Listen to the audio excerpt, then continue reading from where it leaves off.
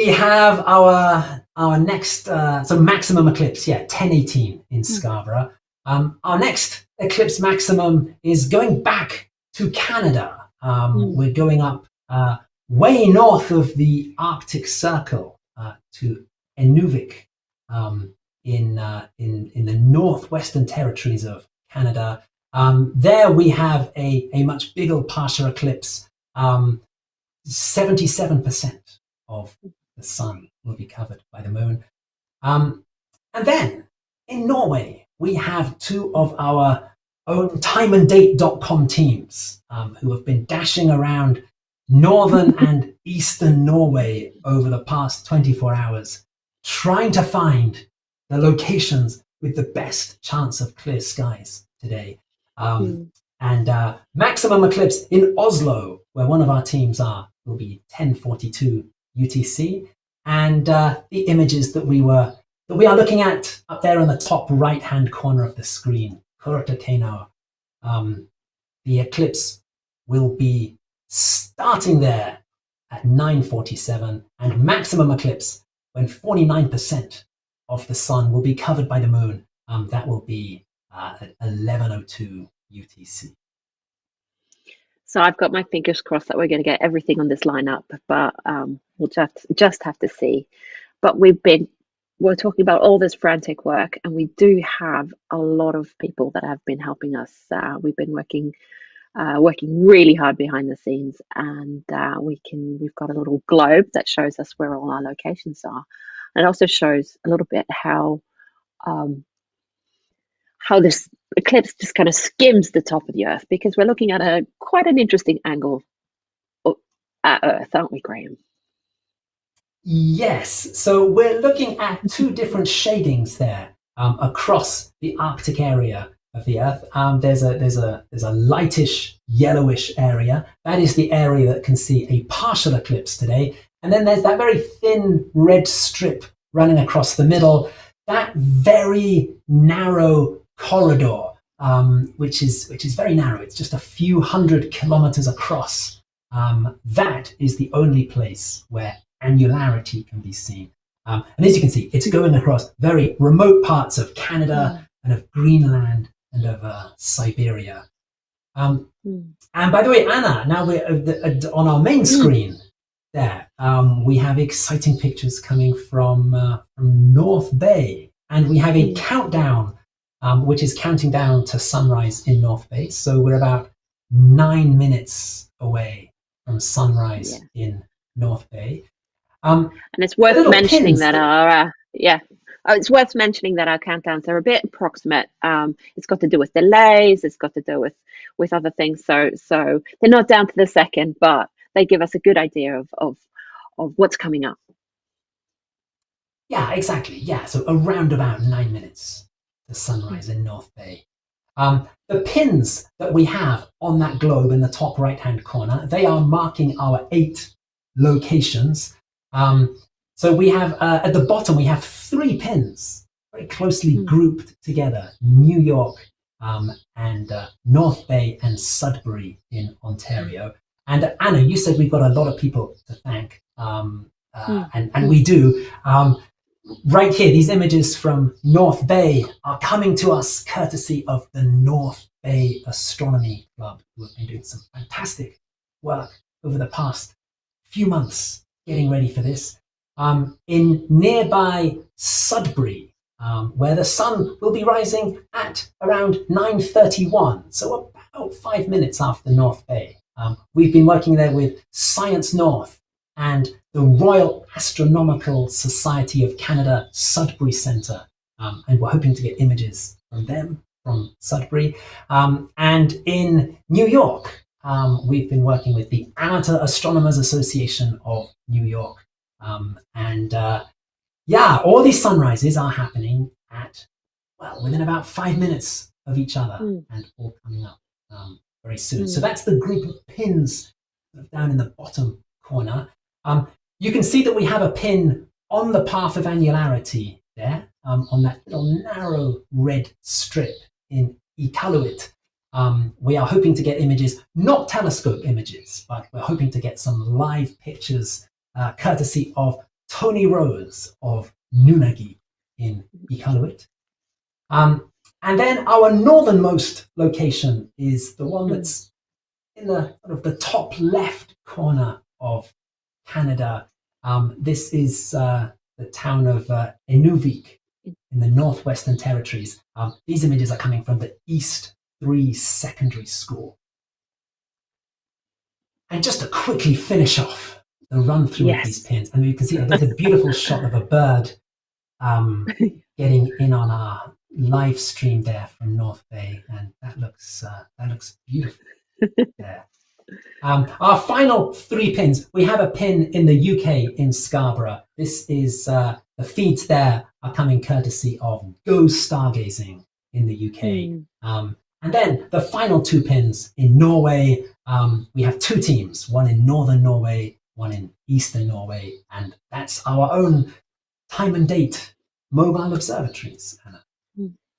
So we've got quite a few locations that we're hoping to get loads of images from as we get through the show. So there's a lot of stuff coming up, and we really want to bring you this event from start to finish, and we're just crossing our fingers to make sure that the clouds stay away and the technical difficulties disappear and everything will be smooth and easy sailing from here. But we'll just have to see. Don't go away. We'll be back in a few minutes. So just to recap. Right. Yeah, just to recap then. Yes, we're about 6 minutes away from sunrise in North Bay, and we're looking for this partial eclipse sunrise. It won't be the sun rising. It should be a crescent sun, round about 75% eclipsed. So instead of the round sun, we're looking for this crescent shape. Looks like we have a little bit of cloud possibly across the horizon there, so we might just have to wait for the sun to clear that bit of cloud that we can see at the bottom of the picture. But it looks like there might be a little clear strip where we can see things. So fingers crossed. Don't go anywhere, as you say, Anna. Yeah, and on our blog or on our live news stream, you can read about all our different partners, streaming partners. You can read about our mobile observatory, and we will be putting loads of stuff out there about what's happening during the eclipse. And we'll take a little break looking at images from this sunrise in North Bay, and hopefully we'll get some awesome telescopes images coming in soon. But don't go away. We're still in for another 3.5 hours of eclipse fun. So see you soon.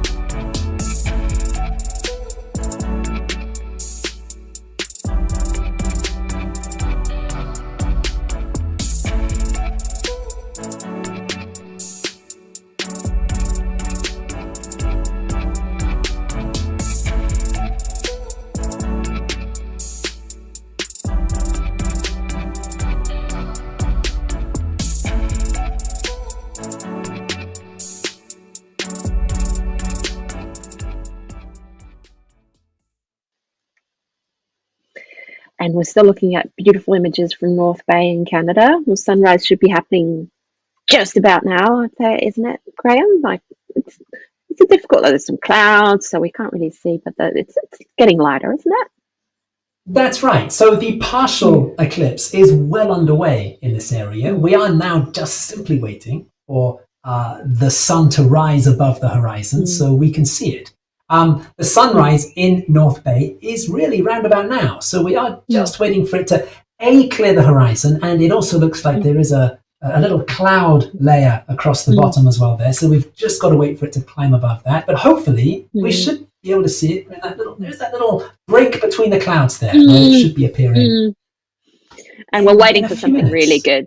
Yeah, we're waiting for something really good. So it's worth the wait, I think, to see a partially eclipsed sunrise is quite a rare sight.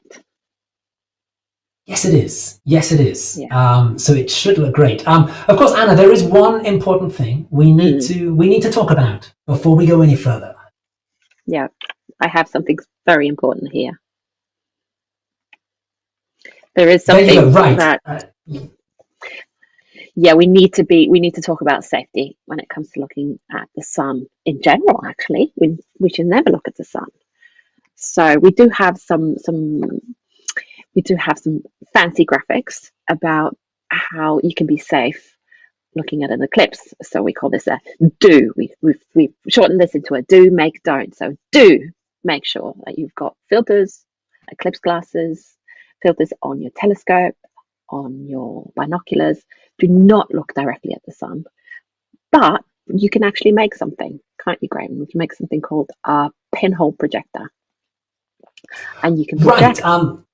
Yeah, go ahead. That's right. Simply, anything with a hole really can be used as a very good projector. You can make things from bits of card or with a cardboard box, but literally, anything you have that has a hole, and there's all kinds of things in your kitchen. You mentioned a colander, Anna, and well, I just happen to have a colander with some holes in. That's an old favorite for projecting images of the crescent sun onto a surface. So you're actually then just looking towards the ground. You can have it just on a flat surface, light surface, and you can actually see little crescents form through any of those holes. So it's quite a fascinating, and even just standing under a tree, you can see the little crescent shapes of the shadows. And then finally, we do have to say what you don't do when you look at the sun. You don't use sunglasses. They do not work well enough. Do not look at the sun through your camera, to your telescope, through your binoculars without a filter. You can actually cause serious damage to your eye. You can go blind. It sounds very dramatic, and it is, because we don't have any pain receptors at the back of our eyes. So you don't know if the damage is done until it's already happened, right, Graham? Exactly. The main message is don't take any risks. If you're not sure about your eclipse glasses, if you think they might be scratched, if you're using a telescope but you haven't had experience at using a proper specialist solar filter, don't take any risks. If you're not sure what you're doing, it's just not worth it. It is extremely dangerous. Yes, be serious about eye safety.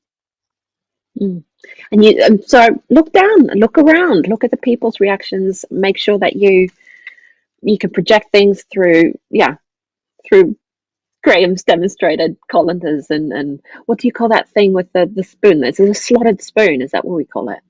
But anything with holes in it. Almost anything with holes in it. Yes. What? But smallish, right? One of the great things is it's fun to experiment with different sized holes and different distances between the surface that you are projecting the image on. It's a balance between how sharp your projected image is and how big the projected image is. So it's actually very good fun to experiment and play about with that. And this, you were mentioning earlier, this is a ring of fire eclipse. This is an annular eclipse. And so the moon actually never really covers the sun completely, does it, Graham? That's right. Because this is an annular eclipse, the moon is too far away. It's too small to completely cover the sun. So there is no totality today. At no point is the sun completely covered. And that just reinforces the message about eye safety, because there's no part of this eclipse that you can look at with the naked eye today, because even when 90% of the sun is covered during annularity, that remaining ring of light is still more than bright enough to cause serious permanent damage to your eyes. So yeah, it's a very especially if you're looking at message. And especially if you're looking at a partial eclipse, then it's almost like you actually need the equipment to see. You can't look up at the sun to see the moon covering the sun anyway. So be safe. Right. Be careful. Anna, we've got some. Yes. Yeah. Absolutely. Be careful. And Anna, I noticed we've got some images coming in from Sudbury as well. So Sudbury and North Bay, they're both cities in northern Ontario. They're about 120 kilometers apart. The sun has risen there. We are now just waiting for it to climb into view above the horizon and above the clouds. We can see that there are some layers of clouds there in Sudbury as well. So we're all still just eagerly awaiting our first glimpse of the crescent sun today. Right now in Sudbury, was it 9:32? So right now in Sudbury, 85% of the sun is covered up by the moon, and in North Bay, it's just a fraction less, 84%. But I think the sun is about to make an appearance in North Bay. So, like I said last time, it's all still to come. We've got lots of information on our live stream news feed. Go in and have a look at timeanddate.live, and really don't go away. There's lots and lots of stuff happening for the next 3 hours. So we'll see you soon.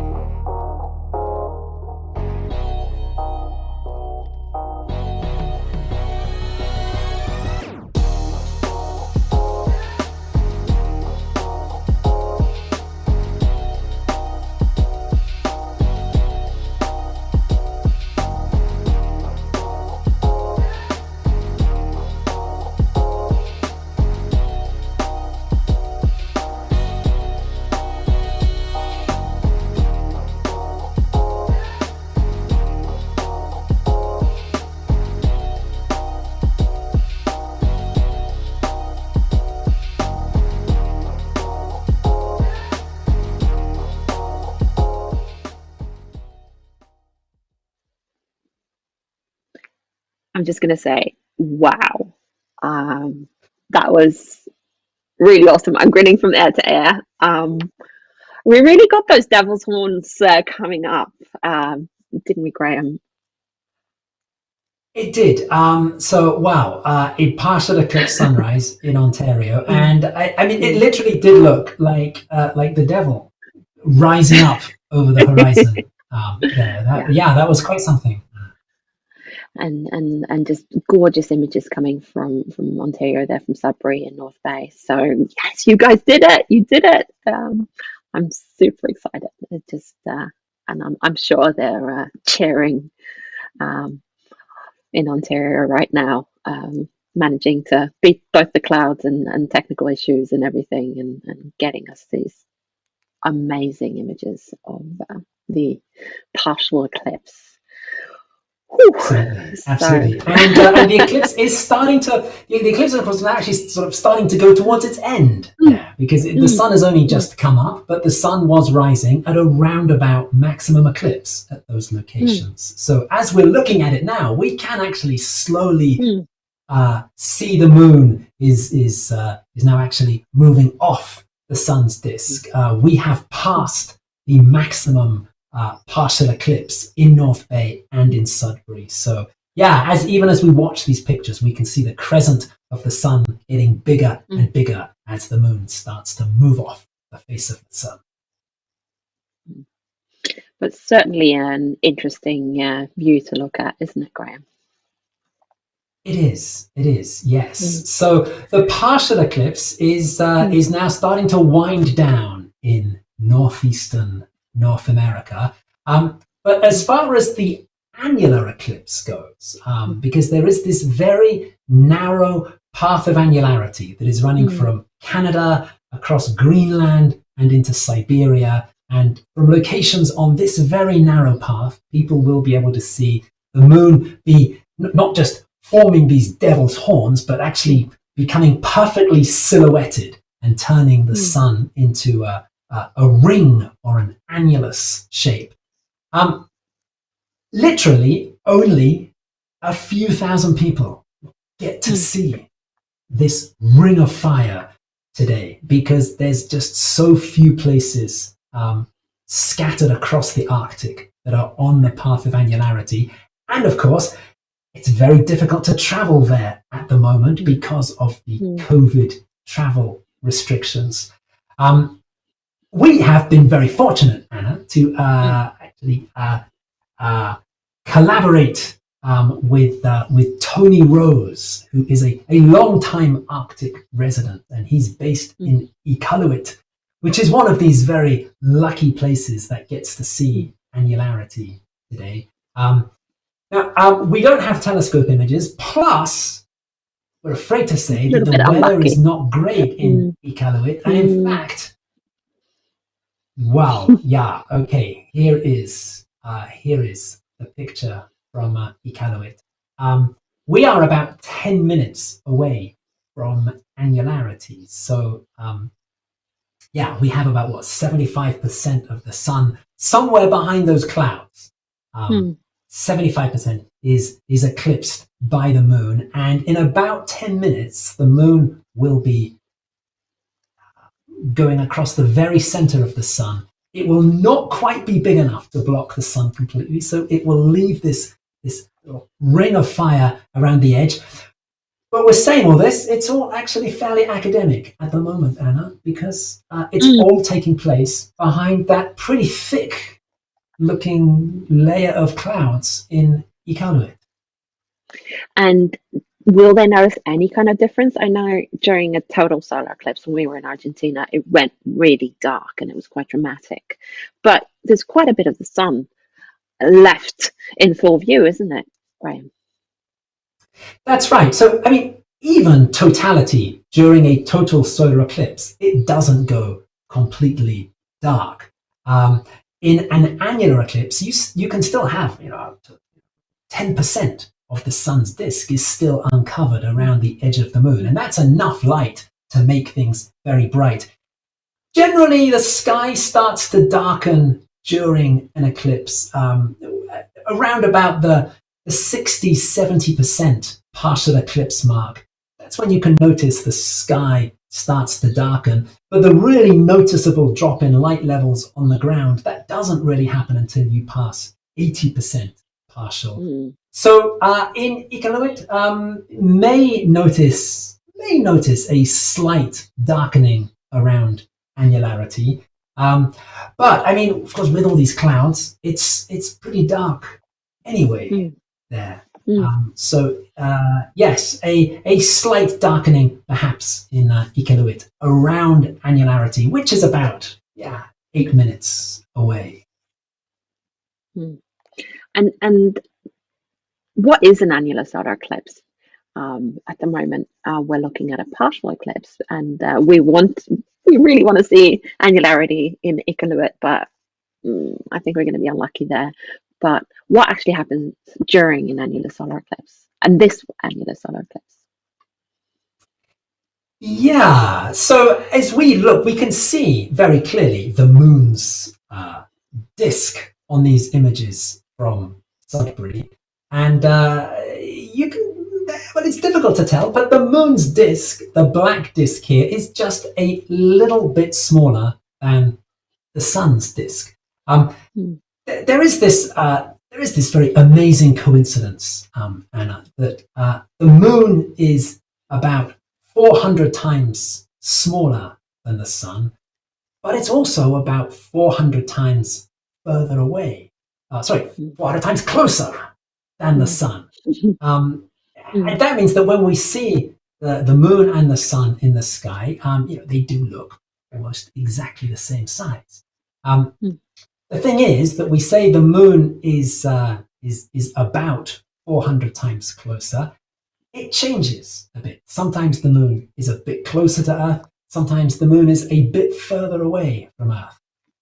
Today, the moon is a bit further away, so it's looking a bit smaller than at other times, and it's not quite able to cover up all of the sun's disk. And this eclipse itself is also quite special, isn't it? Because we've talked a little bit about the path of annularity. It's a very narrow area, just skimming the top of the globe. So we actually do have a really cool graphic where we can show a little bit of what it actually looks like, the shadow from the moon at the moment, and where you have to be to actually see annularity. Right. So this graphic in the top right-hand corner, this is our very rough guide to what is happening today. So this is looking at the Earth and the moon in space. The sun is somewhere way off to the left, and none of this is to scale, but we've got the Earth and the moon, and we're looking down on them. So we're looking down on the North Pole of the Earth, and we're looking down on the North Pole of the moon. We can see that the North Pole of the Earth in this diagram is slightly tilted towards the sun on the left. That's because we're coming up to the June solstice. So the North Pole is tilted towards the sun at the moment. And we can also see that there are two different shadows striking the Earth. We can see those lines coming off the moon and striking the Earth. Now, these lines, these are not rays of light. These are shadows. It's kind of helpful to think about them as lines of sight. So we have that big outer, fainter shadow striking the Arctic region. That's the moon's light penumbral shadow. And if you're standing anywhere there, like in Sudbury, for example, your line of sight to the sun is partially blocked by the moon. So you're seeing this partial eclipse. If you are in that very small inner shadow, we can see there's that very small inner cone sort of hitting the North Pole. Now that is the moon's antumbra. And your line of sight to the sun then, the moon is exactly lined up in the center of the sun, just leaving this ring shape around it. The one other shadow we can see on this is that dark shadow immediately to the right of the moon. That's the very darkest part of the moon's shadow. That's the umbra. If you're standing in the umbra, the moon is completely blocking all of the light from the sun, and you get a total solar eclipse. But what this diagram is showing is that the moon's not quite close enough for that dark umbral shadow to strike the Earth. So across the Arctic region, it is that very small ant-umbral shadow that is striking the globe. And it's striking the globe on the top. And that's because we had a very special eclipse just 2 weeks ago. And for our very loyal viewers, they might have been watching us for 2 weeks ago when we were streaming a total lunar eclipse. And because are we in the middle or the end of an eclipse season right now, Graham? Well, we're coming up towards the end of an eclipse season. So, eclipses always come in pairs. You have a lunar eclipse at full moon, and then you have a solar eclipse at new moon, when the moon passes between the Earth and the sun. Now, normally, if you have a perfect alignment for one of these eclipses, then either 2 weeks before or after, for the other eclipse, the alignment is normally a little bit imperfect. So you tend to have, a perfect annular solar eclipse or a perfect total solar eclipse. You tend to have that accompanied by a partial or penumbral lunar eclipse. The interesting thing about this eclipse season that we're in now is that we have had 2 perfect eclipses. We had a total lunar eclipse 2 weeks ago, and we have a perfect annular eclipse today. So we have this perfect alignment twice in 2 weeks. But in order for that alignment to work twice in a fortnight, it's only just good enough. So the lunar eclipse we had 2 weeks ago, the alignment had only just started to become perfect. So we had a very, very short total lunar eclipse. Totality was just 14 minutes 2 weeks ago, which is very quick for a lunar eclipse. Today, we have this perfect alignment, but only just. As we look at the Earth and the moon on our screen, it looks like they are aligned perfectly, but in fact, not quite perfect. The moon is not quite level with the Earth. The moon's shadow is not striking the equator. You have to imagine that the moon is just slightly this side of your screen. It's just slightly above the screen. So its shadow is not striking the center of the Earth and the equator. It is just clipping the very top of the Earth across the Arctic region. So that's why this annular eclipse is being seen by so few people. It's because 2 weeks ago we had a perfect total lunar eclipse, and to have that perfect alignment again, only just possible 2 weeks later. So the ant-umbral shadow there is only just catching the very top of the northern hemisphere. And that makes us even luckier to have all these wonderful partners helping us out all across the globe. It's very exciting to have all these people helping us bring you these beautiful images. And we've got still a lovely image going here from Sudbury in Canada, with the clouds kind of slowly passing across this crescent sun that you could almost confuse it with the moon at the moment. So it's super fascinating to have a look at. And please don't go away. You can go and check out our blog. Anna, we should just say that 10:06, that it is now annularity in Iqaluit. We know that they've got thick clouds there. I don't know if we're able to just have another quick look at Iqaluit. Just because annularity is happening there now. Unfortunately, no one's going to be able to see it behind those thick clouds. But no, I'm hearing we can't get this eclipse coming up the annularity coming up. So right. we'll just have to know that it's happening. Right, absolutely, yes. But if you want to read a little bit more about Iqaluit, you can go into our live news stream. It's timeanddate.live, and you can go in there and you can read more about what an annular solar eclipse is.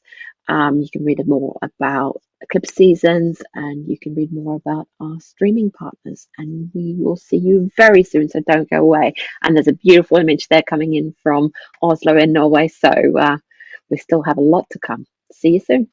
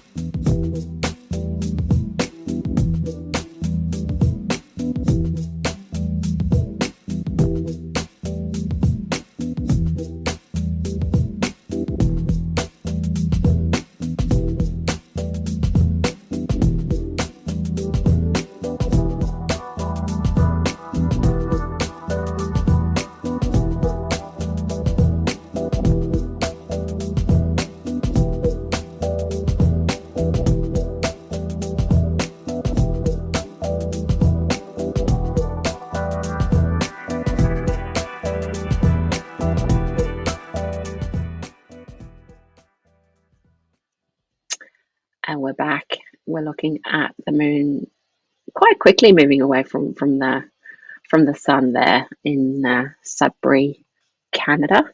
It's just taking the moon's just taking a little bite out of the sun at this point, and the partial eclipse is winding down in North America, but not completely grey. No, so at our location right here in Sudbury, we can see that this event is almost at an end. This eclipse in Sudbury will be finishing at 10:43 UTC. So that's in about 15 minutes. The moon will have completely left the face of the sun. However, in other parts of North America, the event is still building towards its climax. We have some pictures from the very north of Canada, north of the Arctic Circle, from Inuvik in the Northwestern Territories of Canada. And we're looking at a beautiful wide-angle image there. This is in the land of the midnight sun. After today's big partial solar eclipse, the sun won't actually set here in Inuvik until July the 19th. Wow. So they will have the sun with them for a few weeks yet. Here in Inuvik, the maximum eclipse will be 77%, so about 3/4 of the sun will be covered, and that will be at 10:42 UTC. So here we are, we're about 10 minutes away from eclipse maximum. So the partial eclipse is ending in northeastern North America, right up in the far north, where we're very close to the eclipse maximum. And things are still building up in Europe. So we have our picture in the top right-hand corner there from near Oslo in Norway. And the maximum there will be coming up in around about 10 minutes to maximum eclipse in Oslo. So things are still in the first half of the eclipse in Northern Europe. Yeah, we can mention that we had to choose Oslo.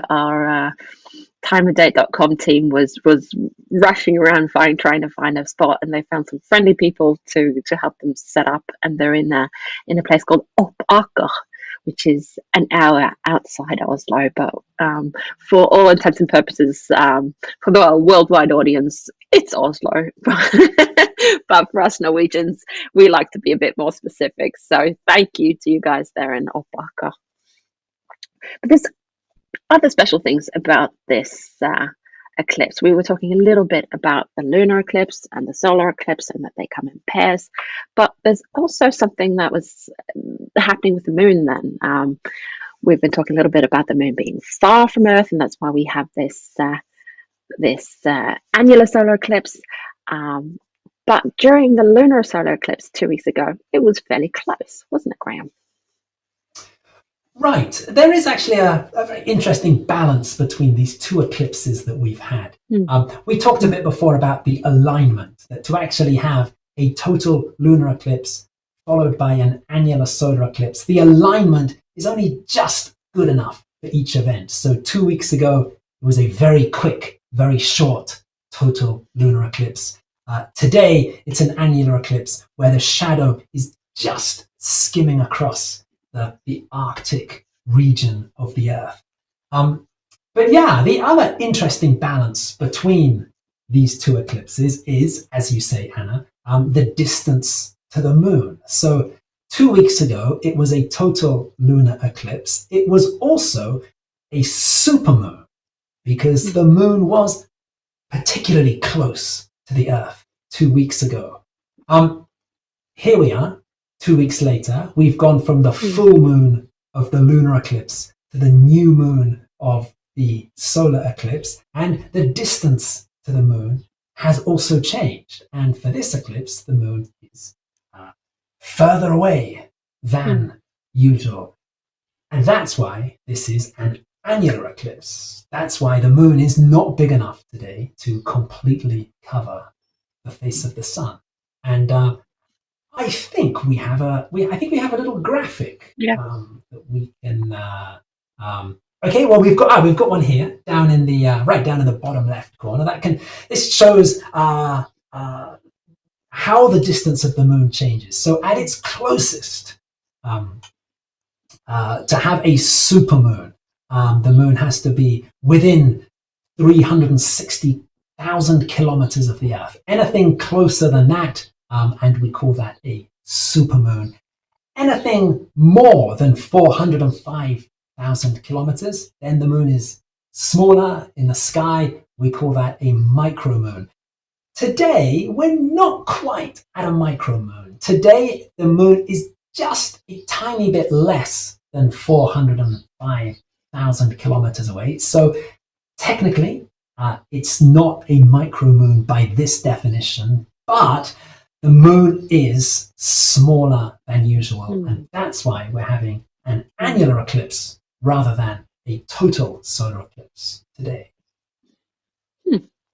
And they have names too, and we always get them mixed up. It's apogee and perigee. And apo, you taught me, apo is 3 letters. So apo are 3 letters in far. So apogee means the moon is far away, and peri means near. 4 letters, perigee, near. So that's my quick brain-boggling way to remember the difference between supermoon and micromoon. So at the moment, the moon is, thank you. So the moon at the moment is near apogee, right, Graham? At the moment, it's near apogee, right? Because, and in fact, here we have a little diagram now in the top right-hand corner that can help us with this. When we're talking about the moon being a bit nearer sometimes and a bit farther away at other times, it's because the moon's orbit is not a perfect circle. It is slightly oval-shaped or slightly elliptical. So today, yes, the moon is far, and FAR, 3 letters, that gives us apo for apogee. The moon is at its furthest point from the Earth. 2 weeks ago, for our lunar eclipse, the moon was there in the other half of its orbit, and then it was at its closest point to the Earth, and near, as you say, Anna, 4 letters, NEAR, gives us peri, gives us perigee, to describe the moon's closest point. Yeah, that diagram in the top right-hand corner, that explains why 2 weeks ago it was a supermoon lunar eclipse, and also why today, 2 weeks later, it is an annular solar eclipse. Yeah, and we're going to be shifting our focus now to Northern Europe. The eclipse is winding down, except for Nunavik. They still have their highlight there, but it looked quite cloudy in Nunavik. So I hope they get a little bit of break in the clouds there to see their max. What did you say? 80% there in Nunavik? In Nunavik, they are getting 77% partial eclipse there. Yes. Yeah. So we're fingers crossed for them to get a little bit of a break in the clouds. But we're shifting towards Northern Europe. We're looking at images here from Opaka, outside of Oslo, Norway, and there's just a little bit of the moon left there over the sun in Sudbury, Canada, and hopefully we'll have some images from the UK, maybe another feed from Northern Norway. We're waiting on that as well, so don't go away. It's still happening. Go and check timeanddate.live. There's lots and lots of interesting posts in our live news feed there. There's images from people sharing their images on Twitter and other social media, so go and have a look, and we'll see you back here soon.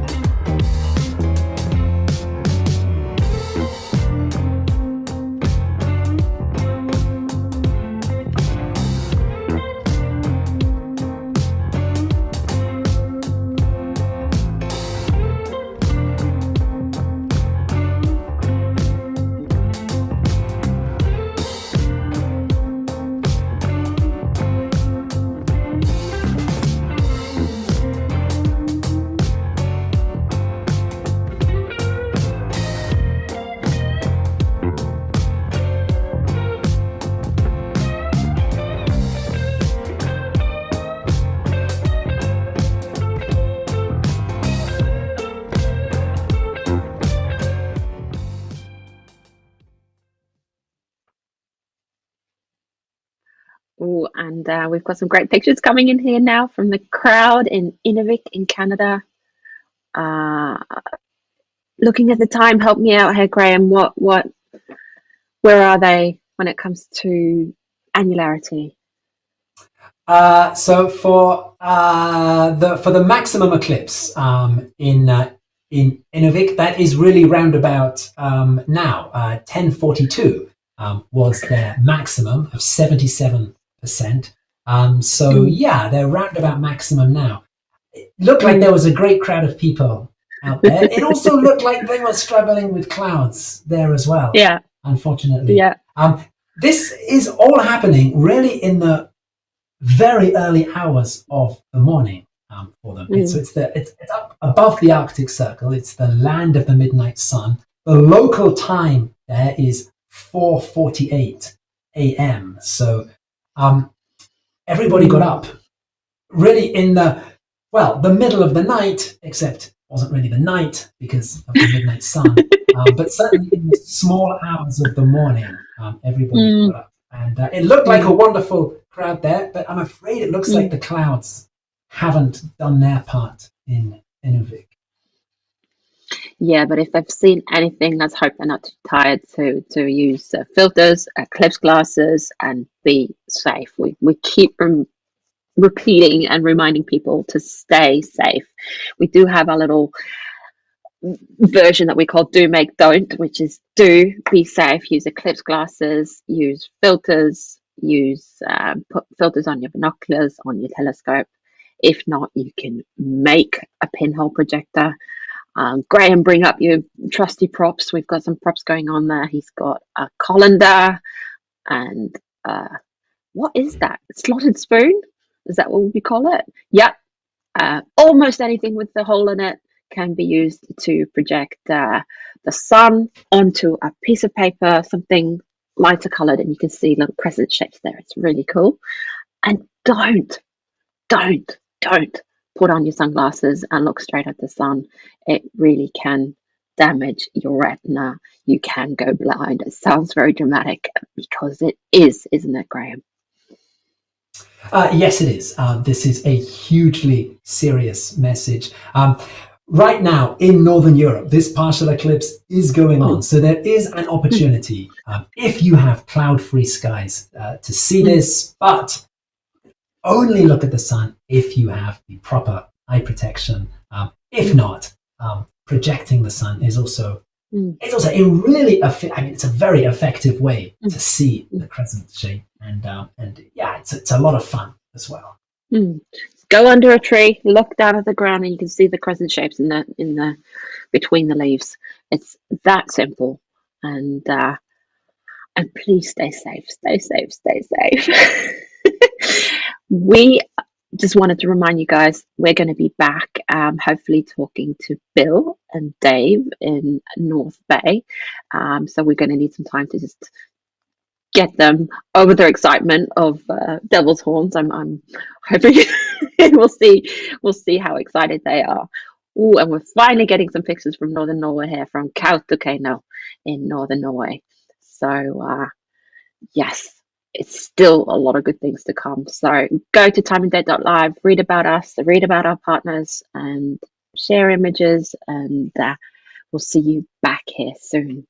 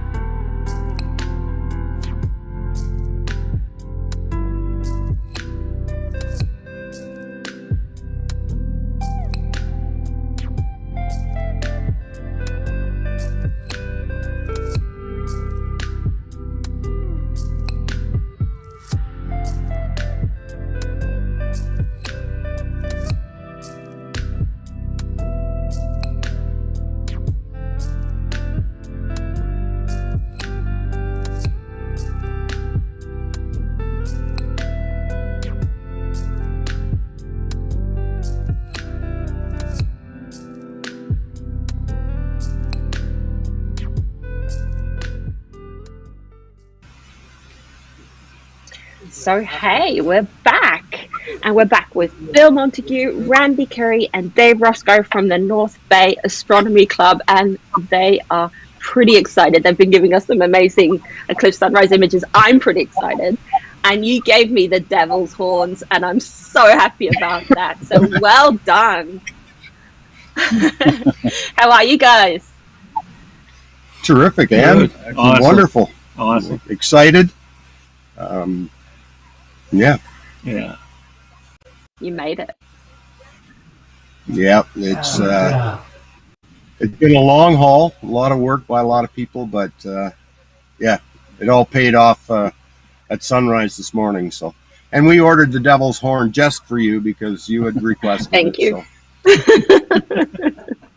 So. You gotta love it when a plan comes together. That's right. No, we're ecstatic.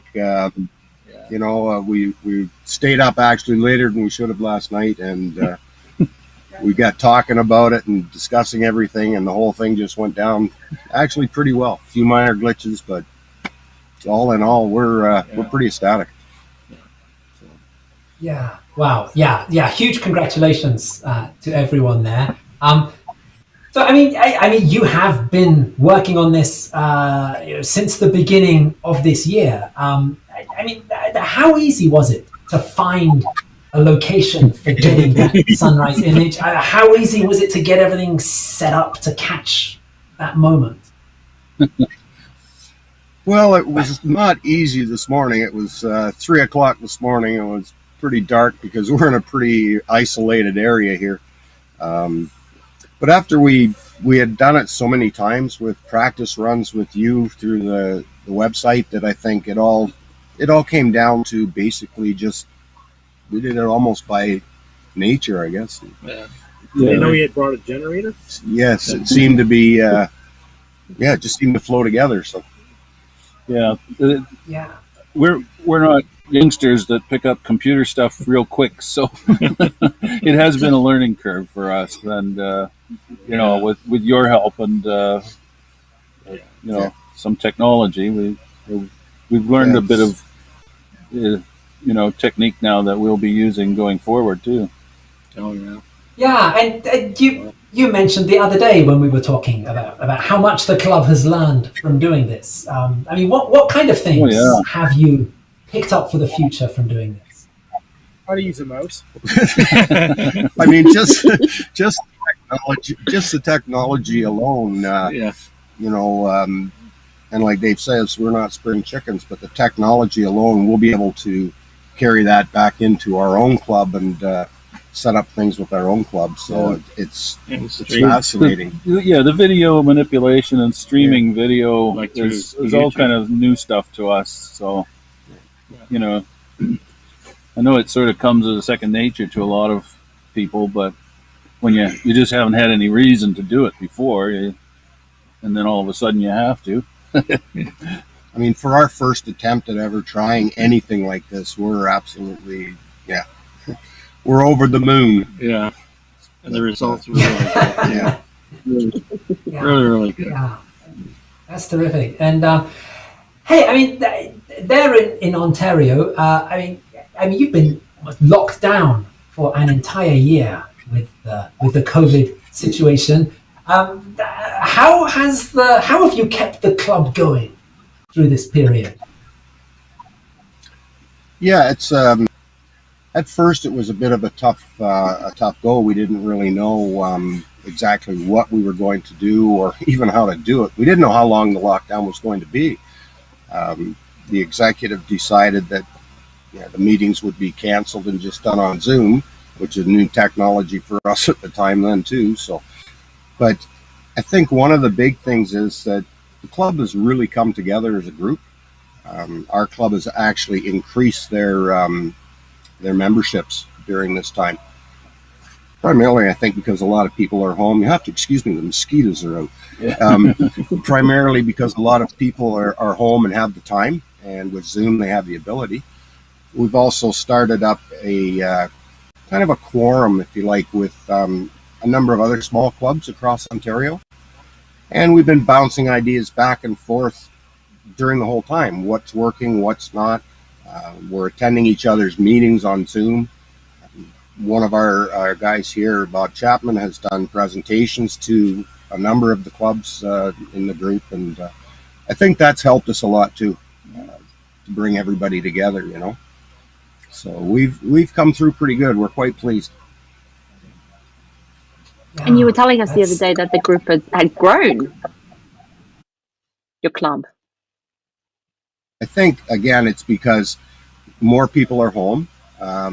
You know, our meetings in the evenings, for example, man works 9 to 5, comes home, sits down on the couch, doesn't really feel like going out and attending a meeting. Yeah. The 2 kids are screaming or whatever.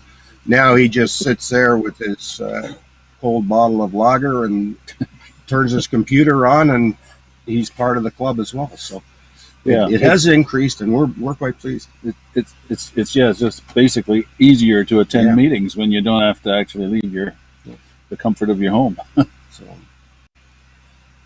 yeah, that's great news, and we have to say again, just huge congratulations to the whole team. That was just spectacular images that you gave us there at sunrise. So congratulations again to everybody there. Great. Well, Absolutely. Thank you, everybody. It's definitely a group effort, and you know, everybody should be thanked because everybody pitched in and brought it all together. Like, we have a pretty happy group behind us right now, I'll tell you that. Of course, because you managed to do what you set out to do, right? So you should be super proud and excited about this. Thank you so much for helping us out with those gorgeous images of the devil's horns rising. I loved it. And happy viewing up there in Ontario, Canada. And we're going to tell everybody else to not go away. You're welcome. We'll be back in a few minutes, and we'll tell you more about this eclipse. And go to timeanddate.live, read more about the eclipse, ask questions, share your images, read about Bill, Randy, and Dave and the North Bay Astronomy Club. So see you soon.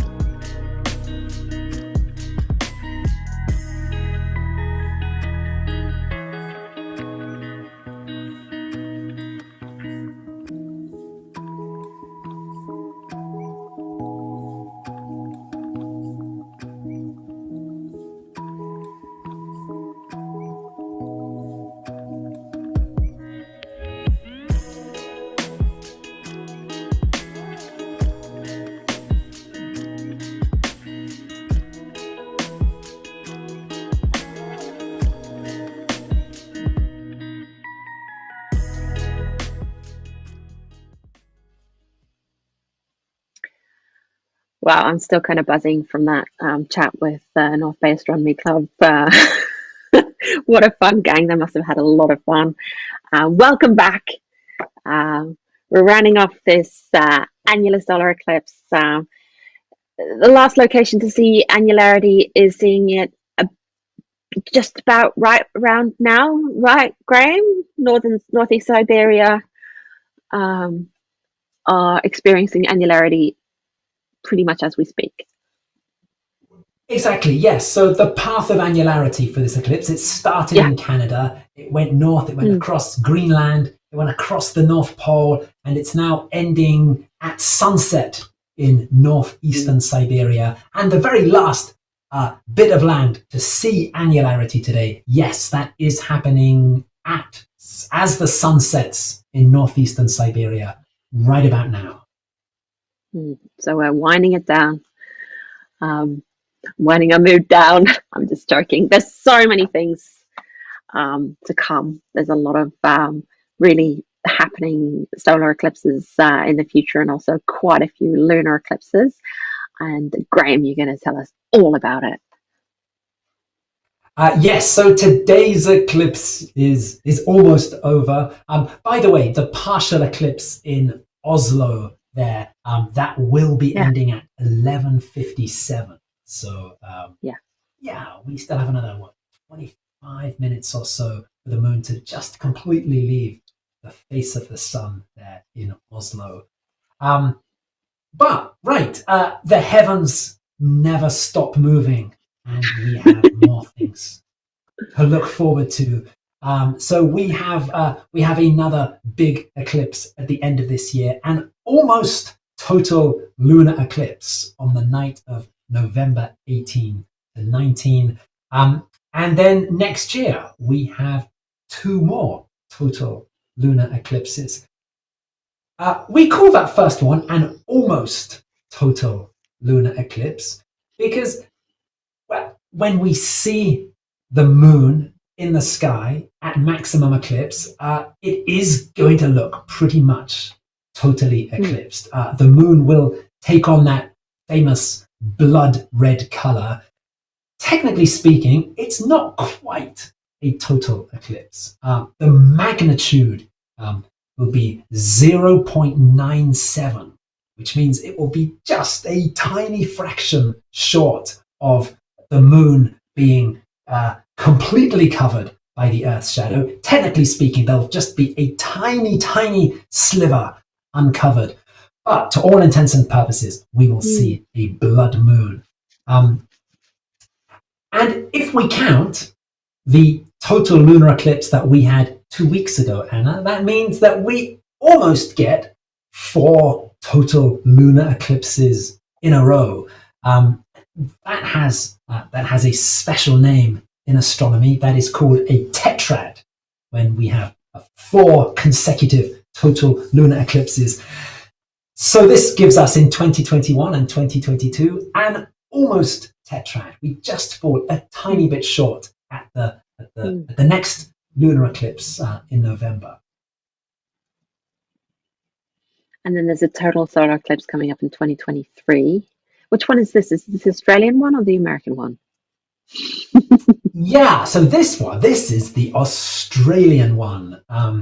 Yeah, so we always there is a great rhythm to eclipses, and there's normally a period where lunar eclipses take center stage, and then there's a period where solar eclipses come more to the fore. We can see this here. We've got these 3 big lunar eclipses for the rest of this year and next year. And then, yes, April the 20th, 2023, we have a total solar eclipse, which just clips a little peninsula of Western Australia. The path of totality, in fact, the path of totality begins as an annular eclipse in the Indian Ocean. The curvature of the Earth means that the distance to the moon changes during the eclipse. So this is basically a total solar eclipse with just a little bit of annularity at the beginning and the end of the path of totality. It starts in the Indian Ocean, it goes eastwards, and it just clips the Exmouth Peninsula of Western Australia. So that's something to look forward to. That certainly is. And we know from our very good friend at the Perth Observatory, Matt Woods, who gave us a great stream 2 weeks ago of the lunar eclipse. We know from him that this is already there's much excitement in Western Australia, and the Exmouth Peninsula, this little tiny bit of land that sticks out into the path of totality, it's been booked out for a few years already, Matt tells us. But we've got a list of other locations. It's called our Future Highlights, where you can make sure to book your tickets now, because it goes all the way out into 2028. So Graham Jones, take it away. What can we look forward to in the future? Yeah, so the 2020s do have some spectacular solar eclipses. So again, in 2023, October 14th, there is an annular eclipse where the path of annularity will go across the United States, the Yucatan Peninsula, Central America, and into Colombia and Brazil. But this is getting a lot of attention because it is another great American eclipse. Annularity will be seen across the US and Latin America. That is followed 6 months later by a total solar eclipse, again across North America. Here, totality will go across Mexico and the US and Canada, and that will be another very high profile North American eclipse. And there are some more fantastic eclipses coming up. August the 12th, 2026, totality will pass across Greenland, Iceland, and Spain. This will, in fact, be the first time that mainland Europe has seen totality since 1999. A lot of people remember there was a very big eclipse in August 1999 across Europe. Totality hasn't returned to mainland Europe since then, but it's coming back in 2026. 2027, there is a huge total solar eclipse that will include 6.5 minutes of totality near Luxor in Egypt, which is a huge totality. The very longest totality can last is about 7.5 minutes. And 6.5 minutes of totality in Egypt with incredibly good cloud cover projections. That's a big eclipse right there.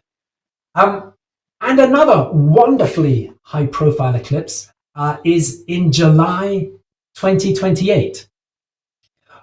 We're very used to eclipses visiting obscure places and out of the way places. And today we saw that the path of annularity, this annular eclipse, made its way across very remote parts of the Arctic.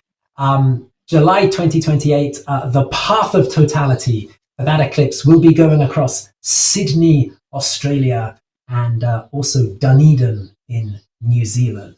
But I know a lot of people are excited about totality over Sydney Harbour. That will be a showpiece eclipse towards the end of this decade. So you heard it here. Make sure you book your tickets for 2028. I think they're going to go fast once people learn about this eclipse in Sydney. So make sure to book your tickets there. We also have a lot of information about future eclipses on timeanddate.com. So you can go in there and check out our eclipse section. On timeanddate.live, there will be a post in our news stream there about other resources that you can use on timeanddate.com, and you might be able to pick some out there. So you can set the dates in your calendar.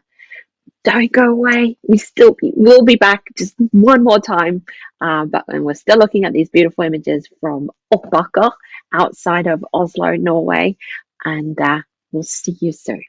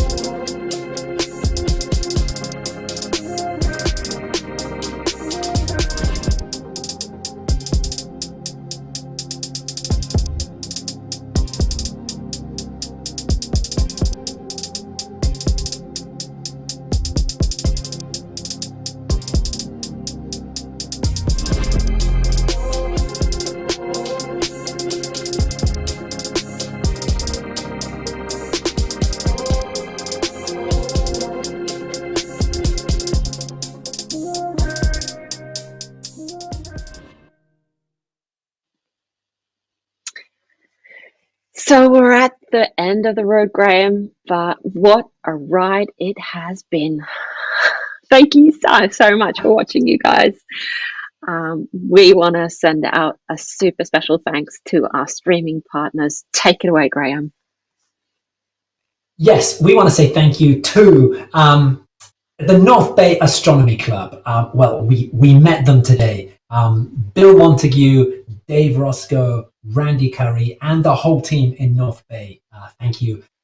In nearby Sudbury, at Science North, Aletha McIntyre did a great job getting us pictures, along with from the Royal Astronomical Society of Canada, Sudbury Centre. There was Norman Hay, there was Luc Boulard, and there was a great team there in Sudbury.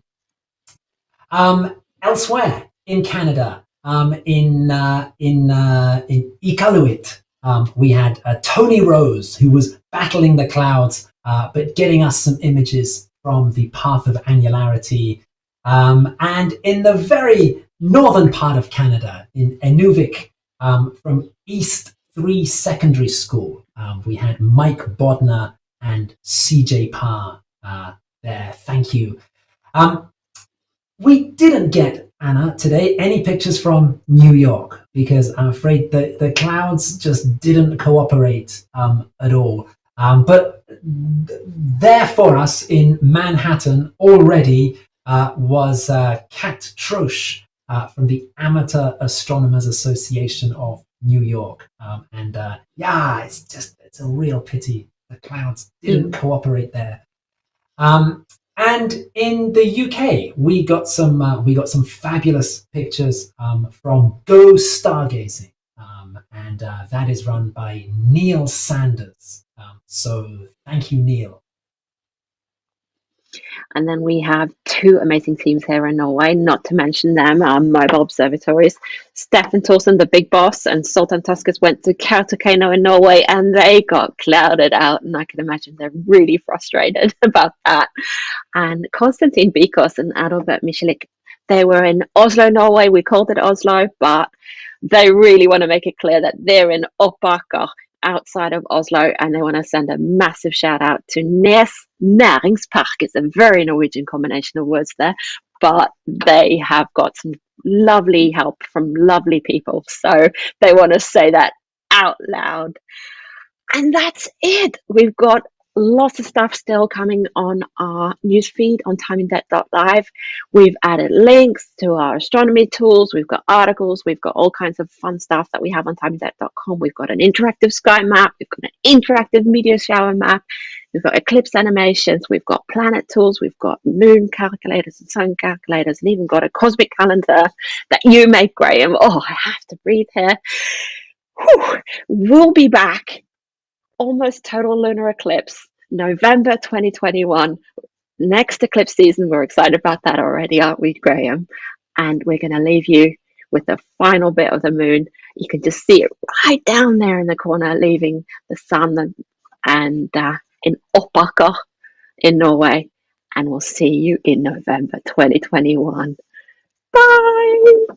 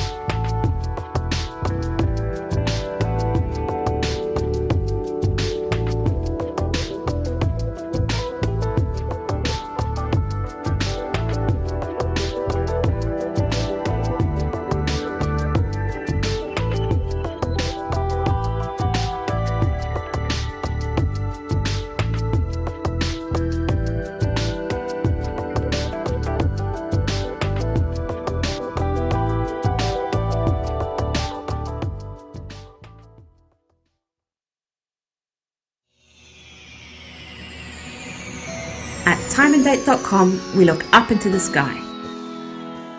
We bring you exclusive footage from eclipses worldwide. We take our mobile observatory to where the action happens. Hi, Stefan. Hi, Anna. We collaborate with experts and observatories across the globe to bring you the best view of celestial events. We explain how and show why it all happens while answering your questions during our live broadcast events. That is a meteor. Find your home and even more details on our website while you wait. So join us next time on timeanddate.com.